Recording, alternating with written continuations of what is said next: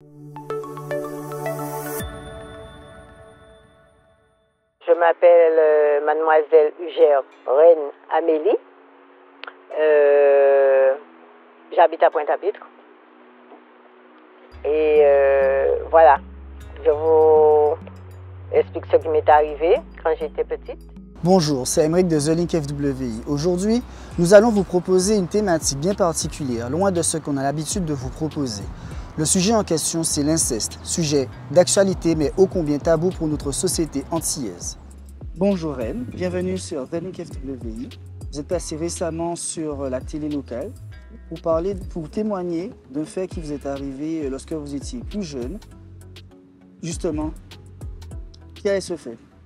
Alors, je m'appelle Mademoiselle Ugère Reine Amélie.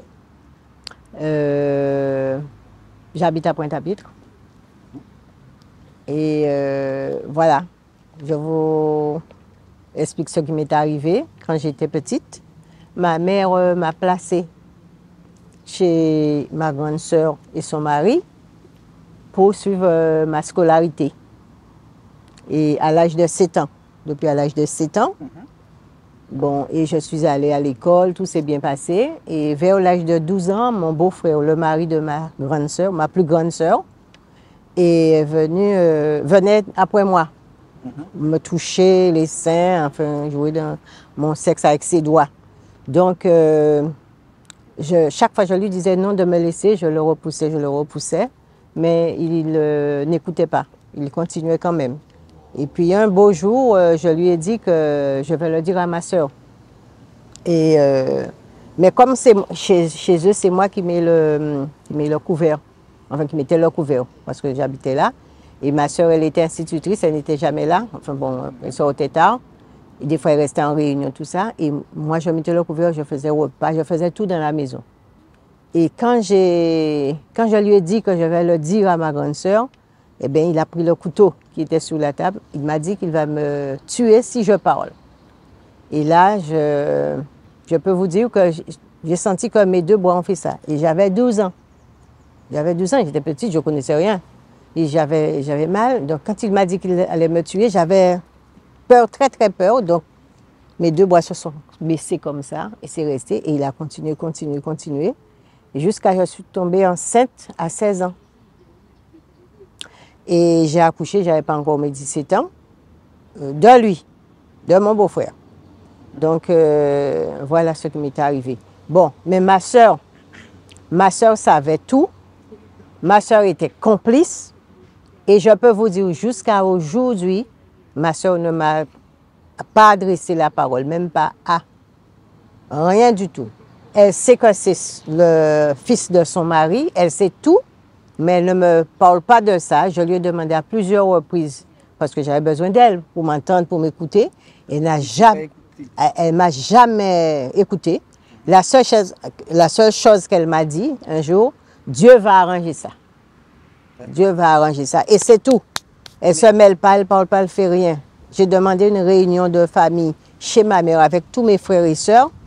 Et pour entendre ce que j'avais à dire, eh bien, elle m'a empêché de parler. Ma grande sœur m'a empêché de parler. J'ai eu un état. Et heureusement, j'ai une belle sœur qui était là. C'est elle qui s'est occupée de moi.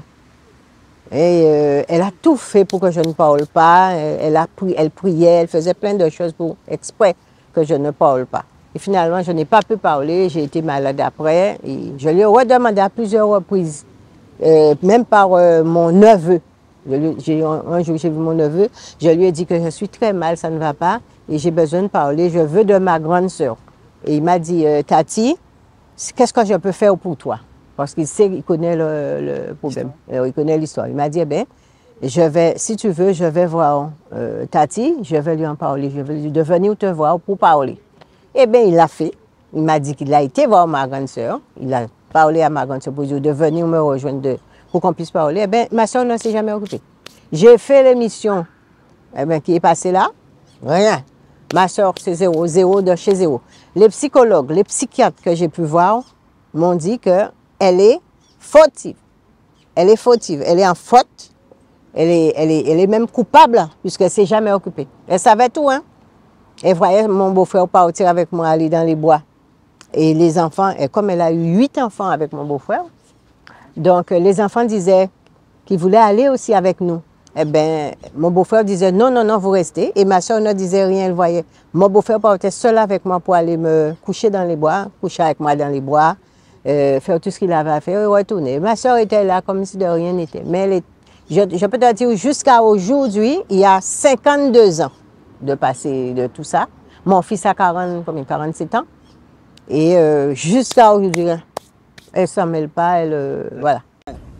Mais avant que ces faits ne surviennent, quelle était votre enfance? Était-ce une enfance heureuse ou alors étiez-vous dans une famille surchargée où il y avait beaucoup de pauvreté ou c'était plutôt... Oui. Pour ma famille, c'était, disons, la misère. La misère, la pauvreté, tout. Je me souviens, je voulais d'une petite poupée que je n'ai jamais eue d'ailleurs. Et j'ai pu acheter une poupée. C'est quand j'ai pu travailler à la mairie de Maunalo. J'ai pu acheter ma petite poupée. Et j'avais la petite poupée, finalement, les enfants l'ont cassée, bref. Mais c'est à ce moment-là. Mais c'est de la misère qu'il y avait chez mes parents. J'allais à l'école, je n'avais pas de pain pour aller à l'école. Je me souviens que je passais près d'une voisine. Et c'est la voisine qui coupait comment dire ça?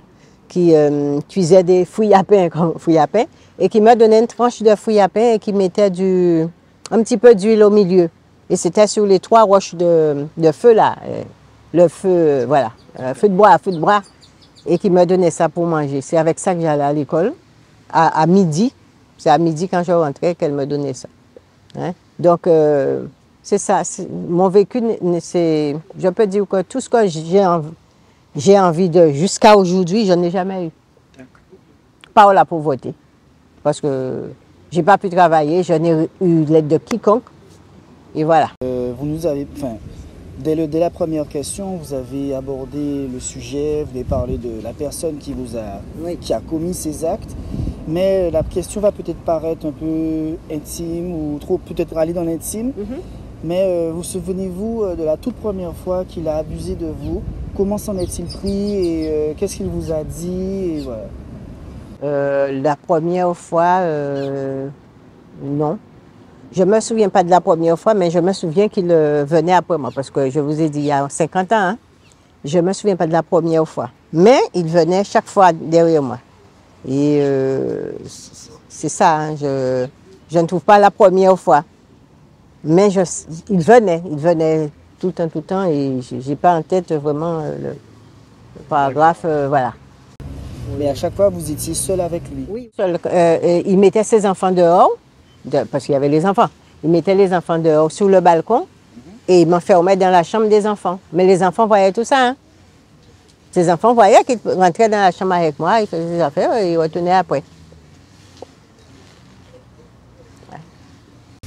Et justement, vu que tout le monde sait ce qui s'est passé? Personne n'est en contact avec moi. Personne? Personne, aucun de ses enfants, personne. On n'a rien d'eux, rien, ils ne me parlent pas, je ne sais pas où ils sont, ils n'ont pas mes photos, je n'ai pas leurs photos, on n'a rien. On n'a rien. C'est comme si le pont est coupé.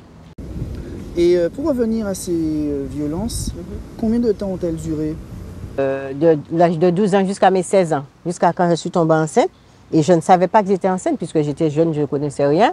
Et c'est un cousin qui a alerté ma mère, qui lui a dit que les gens racontent comme si je suis enceinte, quoi. Et justement, ma mère, quand ma mère a su ça, ma mère est descendue chez ma soeur, est venue me chercher et ils sont partis avec moi à m'emmener chez elle. Et depuis, je suis restée chez elle. Donc, j'ai accouché chez ma mère. Donc, vous avez quitté Pointe-à-Pitre pour retourner? Non, Pointe-à-Pitre, c'était à Maunalo aussi. C'était à Maunalo, oui. C'était à Chazeau, Maunalo et à Lebrun, parce qu'ils avaient 2 maisons. Vous avez dit que votre sœur savait tout? Si. Mais comment... est-ce qu'elle était au courant dès le départ ou si un jour elle a découvert ça par hasard? Parce que je dormais devant son... Elle dormait là et je dormais là. Et son mari sortait auprès d'elle. Enfin, pas auprès d'elle. Son mari dormait seul. D'accord. À part. Et ma soeur dormait là et je dormais là. Et il venait me faire ce qu'il avait à me faire devant ma soeur là. Ma soeur savait tout. Elle savait. Et quand elle me sortait de l'école, je la regardais dans les yeux comme ça. Elle tournait sa tête. Elle ne s'occupait pas. Elle faisait comme si de rien n'était. Mais même quand les enfants ripostaient, disaient que papa, on veut aller au jardin avec vous, on veut. Ils disaient toujours non. Ma soeur était là, ne disait rien. Et jusqu'à aujourd'hui, elle n'a rien dit. Elle n'a rien fait, rien dit. Elle est responsable, elle était responsable de moi. Elle n'a rien fait. Et jusqu'à maintenant, je lui ai demandé à parler, elle ne veut pas m'écouter. Donc c'est un poids. C'est un poids pour moi. Elle fait rien, elle fait rien. Tout le monde, je vois tout le monde m'encourage, tout le monde me dit félicitations, tout le monde. Mais elle rien, malgré l'émission, elle n'a pas bougé. Ça veut dire que, voilà, t'es rien. Au-delà de votre sœur, vos autres frères et sœurs sont au courant? Tout le monde, la Guadeloupe entière est au courant, la France entière est au courant, la Martinique est au courant. Partout, ça s'est su. Partout. Partout, ça s'est su. Ça a été comme ça. De fil en aiguille, les gens ont raconté ça, on dit ça, tout le monde, et surtout en ce temps-là, c'était en 75. Mon fils est né en 75. En 75, c'était ce que tu as fait de mal, c'est... Donc vous étiez passé du statut de victime à celle de coupable en fait. Ah oui, oui. Vous étiez coupable de ces perversions? Mais oui, ouais.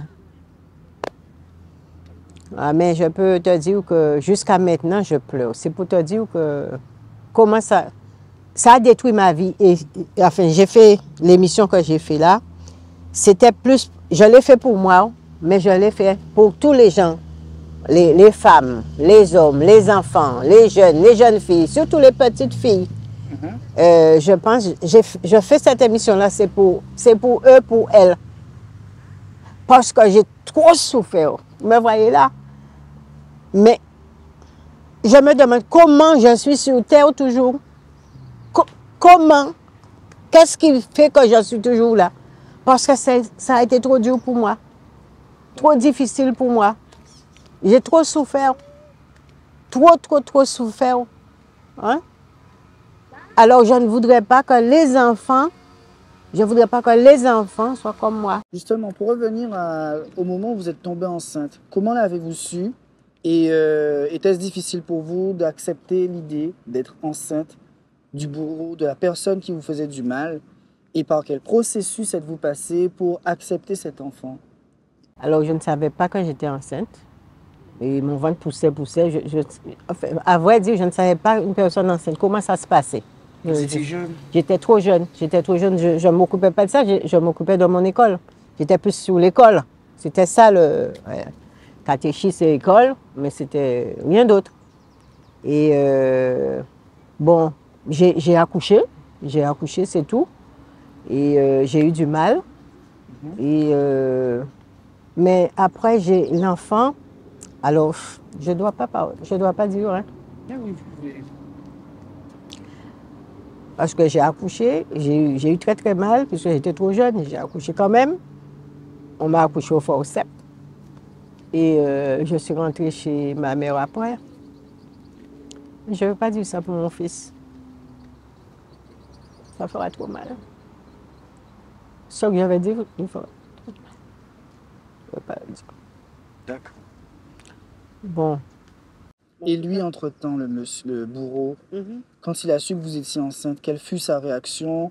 Qu'est-ce qu'il a dit? Est-ce qu'il s'est défendu? Est-ce qu'il vous a accusé? Non, c'est après quand il est resté de son côté, il n'a rien fait. Alors, il y avait un jeune qui habitait chez lui. D'accord. Et il m'a dit de dire que c'est le jeune. Okay. Et comme le jeune habitait chez lui, il était sous sa responsabilité, il a dit au jeune de dire que c'est lui. Et le jeune a dit c'est lui aussi, parce qu'il ne donnait rien au jeune, c'était comme son esclave. Et donc le jeune a dit oui, et moi j'ai dit oui, parce que j'étais jeune, je ne savais pas. Et donc ça s'est resté comme ça. Mais quand l'enfant est né, tout le monde a vu que c'est son enfant, parce qu'il ne se ressemble pas. Il se ressemble pas du tout. Lui et le gars ne se ressemblent pas du tout. Donc tout le monde a vu, parce qu'il a ses cheveux, il a tout, mon fils a tout, lui, tout de lui. D'accord. Et donc c'est lui. Mais il ne s'est jamais occupé. Et quand j'ai pu partir de... Il ne s'est jamais occupé. Hein. Quand je suis partie de chez ma mère, j'ai été chez moi. C'est une émission que j'ai vue qui m'a fait un déclic. Et c'est là que j'ai dit, pourquoi je ne peux pas parler? Donc j'ai été au tribunal et j'ai vu un policier et je lui ai dit, monsieur, excusez-moi, j'ai besoin de parler. Et vous aviez quel âge quand vous avez porté plainte? J'avais, je crois, 35 ans. C'était vers quelle... Même plus que 35 ans. Hein. C'était à quelle période? En 93. Le 19 mai 93, j'ai porté plainte contre lui. Parce que quand j'ai vu le policier, je lui ai dit que j'ai besoin de parler. Et lui, le policier, m'a dit, madame, vous pouvez me parler, je suis un homme de loi, rien ne va s'ébouter, donc vous pouvez parler. Alors je lui ai expliqué tout, comme je vous ai expliqué là. Il m'a dit, madame, rentrez chez vous, écrivez, envoyez un courrier au procureur, tout ce que vous venez me dire là, écrivez dessus, un courrier et envoyez au procureur. Et c'est ce que j'ai fait. J'ai envoyé le courrier et ils m'ont répondu. Et justement, la justice vous a-t-elle accompagné? Alors, la justice a pris ça en charge. Enfin, le train-train a été fait. Comment dire, on m'a donné l'aide juridictionnelle pour avoir l'avocat. Et l'avocat... la justice m'a dit de prendre un avocat. Et c'est ça que j'ai fait. J'ai pris un avocat, mais l'avocat n'a rien fait. Il a pris mon argent, il n'a rien fait. Et en plus, il m'a dit de faire l'aide juridictionnelle. Et j'ai fait l'aide juridictionnelle. Et c'est là qu'il n'a rien fait même. Je suis restée 2 ans à monter après lui. Chaque fois que j'allais après lui, il n'a rien fait pour moi. Bon, je suis restée sur le carreau et j'ai attendu. Et c'est après, il y a eu une journée de l'avocat. J'ai dit, je ne peux pas rester comme ça. J'ai été à la journée de l'avocat. Une avocate m'a reçue. Je lui ai expliqué. Elle m'a dit, ah, mais c'est ce que je défends, votre cause. Donc, je prends l'affaire en main. Elle a pris l'affaire en main. Elle n'a rien fait. Elle a pris l'aide juridictionnelle. J'ai eu au moins 12 aides juridictionnelles de la loi. Et ces gens-là ont fait, voilà, ils prennent l'argent et ils terminent avec ça. Bon, à un moment donné, j'ai demandé pour faire le test d'ADN, pour voir. Eh bien, ils m'ont fait faire le test d'ADN. Ils ont envoyé ça en métropole. Pour envoyer les résultats ici, mon médecin m'a dit que là-bas, a dit qu'ils n'ont rien fait, je crois, pour que ça aille au juge. Parce que c'est le juge. On envoie les résultats au juge, je crois, hein, si mes souvenirs sont bons, et que ça n'a pas été fait. Donc, ils ne pouvaient pas renvoyer les résultats. Rien n'a été fait, quoi. Donc, les résultats sont restés chez Servier. Ensuite, j'ai repris encore. J'ai passé au moins 20 avocats. Hein. J'ai repris encore avec un autre avocat. Et là, ils m'ont demandé de faire un autre test d'ADN avec mon fils. Ils ont convoqué mon beau-frère par 3 lettres recommandées avec accusé de réception. J'ai tout à la maison. J'ai mon dossier comme ça. Eh bien, mon beau-frère ne s'est jamais présenté. Il était vivant. Il est déjà mort. Hein? Il est mort en 2015. Il était vivant. Il ne s'est jamais présenté. L'avocat n'a rien fait. Parce que normalement, hein, il ne s'est pas présenté. Qu'est-ce que vous faites? Ils n'ont rien fait. Eh bien, c'est resté comme ça. J'ai fait ça par la bouche, ils m'ont fait dans la bouche, ils m'ont pris ma salive, ils ont pris la salive de mon fils, mais mon beau-frère ne s'est jamais présenté. Donc c'est resté, c'est mort comme ça, voilà. Mais au niveau des procédures judiciaires, ça n'est jamais allé plus loin? Non, on prend les aides, les avocats ils prennent les aides et ça s'arrêtait là. Et mon beau-frère a tout nié, il y a un avocat qui m'a envoyé un courrier, j'ai failli me jeter de ma fenêtre. J'habite au dernier étage et après j'habite là. Voilà, mon beau-frère a pris un avocat. Pour le défendre. Et cet avocat-là m'a envoyé un courrier. Mon Dieu, quand j'ai lu le courrier, j'ai été près de la fenêtre. J'ai dit, je me jette ou pas? Le courrier était à charge contre vous? Ouais. Ce que mon beau-frère a dit de moi, alors que j'étais un enfant. Il a menti, il a tout dit pour sortir de ça, quoi. Hein, il a menti, il a dit, mes parents sont fous folles. Il a fait plein de bêtises, quoi, que moi, j'étais malpropre. Plein de choses, alors que j'avais 12 ans. J'étais un enfant, je ne connaissais même pas le style, je ne savais rien. Il a profité de moi, il avait 46 ans, marié à ma plus grande sœur. Il devait faire respect envers moi en plus. Il n'a pas fait et j'ai été enceinte à 16 ans. Et voilà, j'ai eu un enfant de lui, j'ai l'enfant. Alors en justice à présent, il y a un moment, on m'a dit que, quand ils m'ont répondu, que je pouvais prendre un avocat pour me défendre. Et parce que, ils m'ont dit que là, il y a prescription déjà, parce que j'ai parlé trop tard. Il y a prescription, mais que je pouvais prendre un avocat pour demander des dommages et intérêts. Et c'est ce que j'ai fait. Ben. Tout ça est mort. Tout ça, ils ont bien fait. Il faut voir, hein, chez moi, j'ai tout. Ils ont bien fait. Oh là là, on cap les débats, ouais. Mais mon œil, ça ne va nulle part. Tous les avocats m'ont fait pareil. Donc le problème venait des avocats, pas forcément de la justice. Les avocats, pas la justice, hein, parce que la justice était pour moi dès le début. Malgré les faits de violence que vous avez subis, vous avez quand même fait 5 enfants, vous avez refait votre vie, vous avez fait votre vie. Mais était-ce difficile pour vous de faire confiance à un homme, de faire sa vie, de construire aussi une vie de femme quand on a été abusé, violé et pas écouté pendant toutes ces années? Oui. Alors je peux vous dire, pour moi c'est du forçat. Bon, on m'a obligé à, mais j'étais pas prête pour. J'étais pas prête pour avoir ni enfant ni quoi que ce soit après les viols que j'ai subis et tout ça. J'étais pas prête. Mais bon, avec, on connaissait déjà les hommes, voilà. Donc, donc j'ai pu arriver, en fait, j'ai fait, mais s'il fallait refaire, me remettre après mon viol, j'aurais accepté aucun homme, mais je sais pas. Déjà, je ne peux pas toucher un homme, je ne peux pas jouer avec un homme, je ne peux rien faire. C'est l'homme qui joue avec moi. Moi, je ne peux pas. Et toute ma vie, je demande que, si Dieu existe, parce que je ne l'ai jamais vu, je ne sais pas, si Dieu existe, et comme on dit, enfin c'est ça qu'ils nous ont appris, qu'après la mort, j'aurais voulu renaître et pour vivre la vie que j'aurais voulu, parce qu'on m'a brisé ma vie. On m'a brisé toute ma vie. Toute ma vie a été brisée. Vous me voyez là, les deux là, vous me voyez bien, mais je ne suis pas bien. C'est comme si c'est une morte et une vivante qui est devant vous là. Parce qu'on ne voit pas de l'extérieur, mais de l'intérieur, je ne suis rien du tout. De l'intérieur, hein. C'est comme si je suis pourrie. Voilà. Je fais semblant. Je me suis fait comme la tortue. Tu t'es mis une carapace. Voilà. C'est comme si j'ai quelque chose sur mon dos. J'ai un poids. J'ai un poids. Les gens ne le voient pas. Personne ne le voit. Les gens me voient bien. Mais c'est faux. C'est faux. Je ne vis pas depuis que mon beau-frère a commencé avec moi à faire tout ça. Je ne vis pas. Je fais semblant. Je ris tout le temps.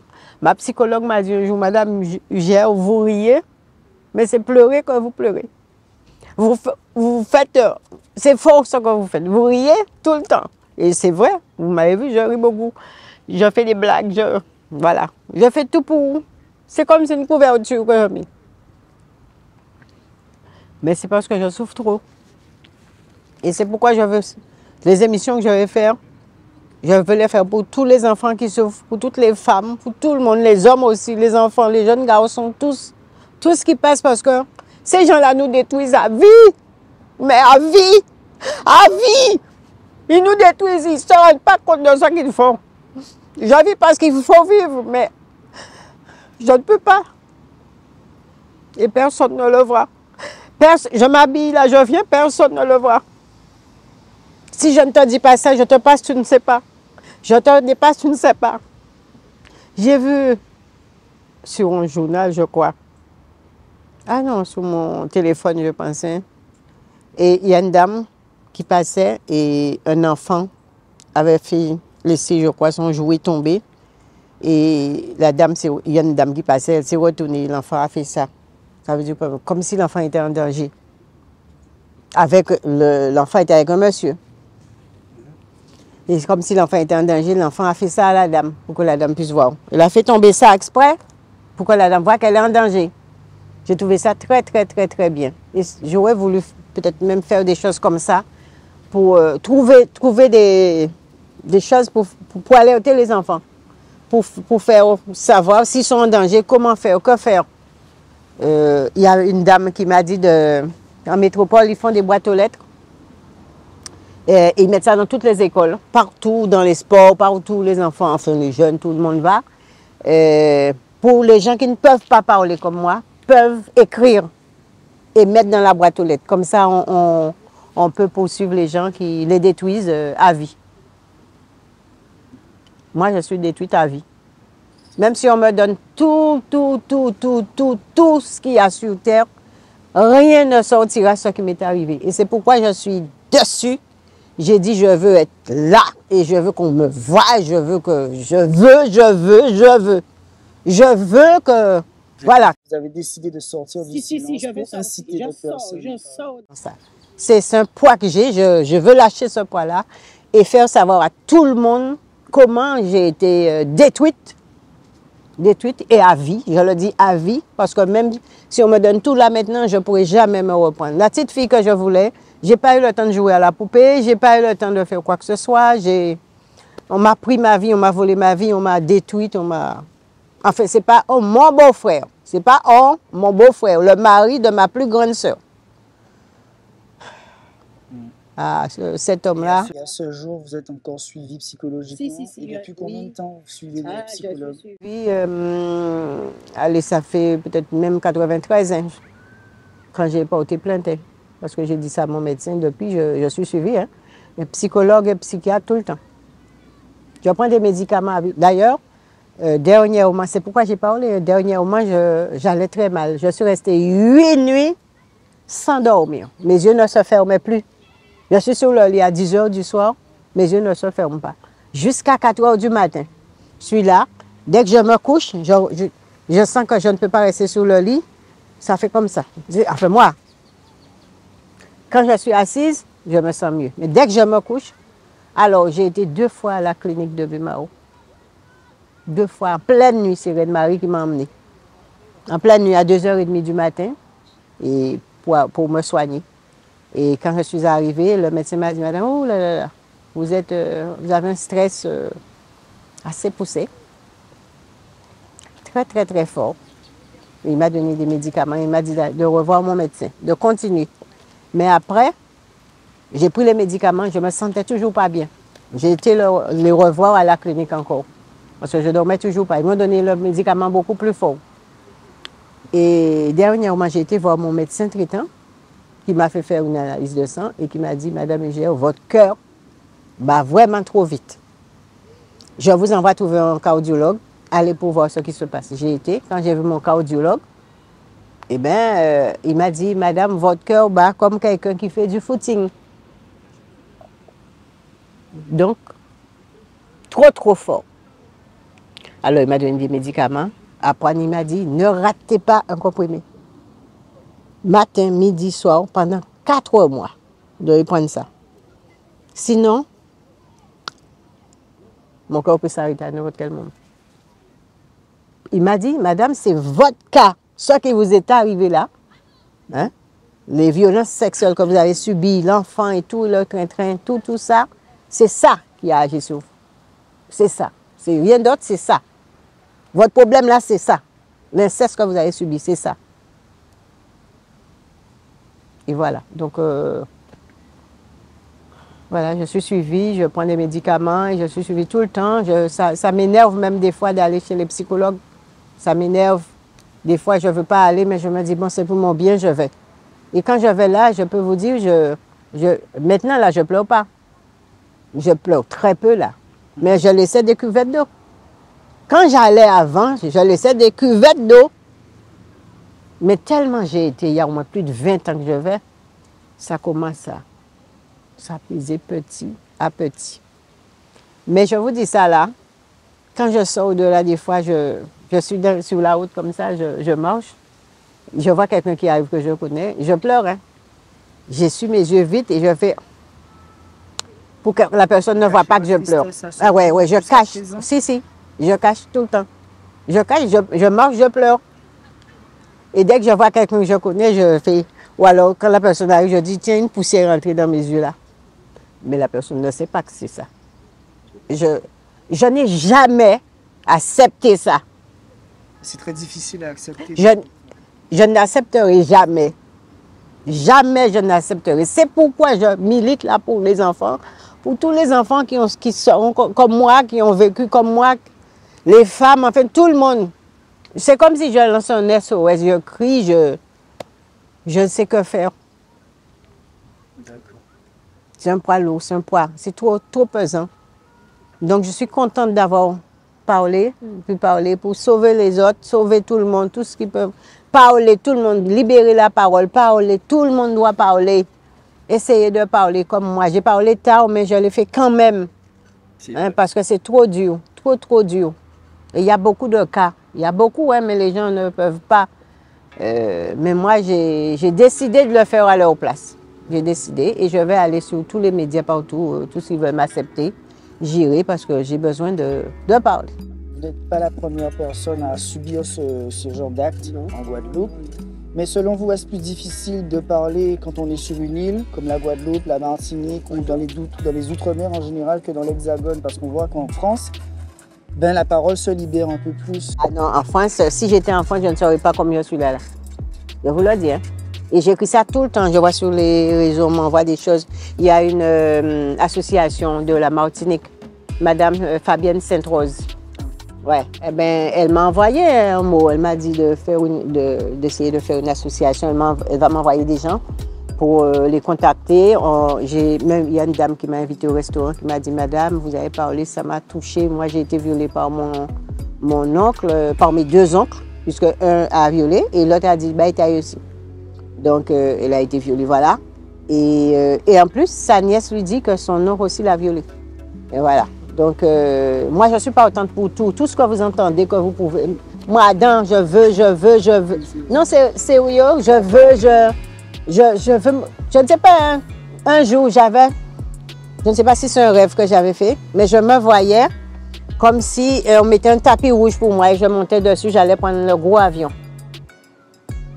Je ne sais pas si c'est rêvé ou si c'est dans les pensées, mais je voulais de ça.